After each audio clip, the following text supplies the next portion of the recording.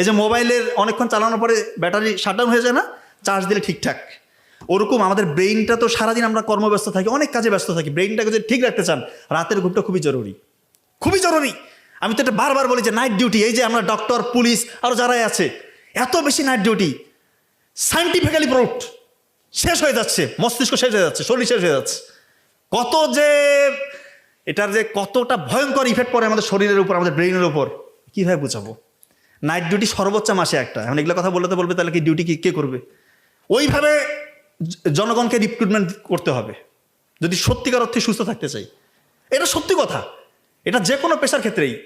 এখন কিভাবে করতে হবে এটা গভর্নমেন্ট জানে, এটা ইন্টারন্যাশনালি সবাই মিলে এটা বসে ঠিক করতে হবে। একটা মানুষের মাসে একটা বেশি নাইট করাই উচিত না। আমাদের ডাক্তারি পেশায় তো দেখা যায় সপ্তাহে 3-4টা নাইটও থাকে। এখন তো উপজেলাগুলোর অবস্থা খুবই খারাপ, মাত্র 2জন ডাক্তার দিয়ে চালায়, মাসে 15টা নাইটও করতেছে, খুবই খারাপ অবস্থা। তো এটাই রিয়েলিটি, আপনাদেরকে বলবো যে রাত জাগবেন না।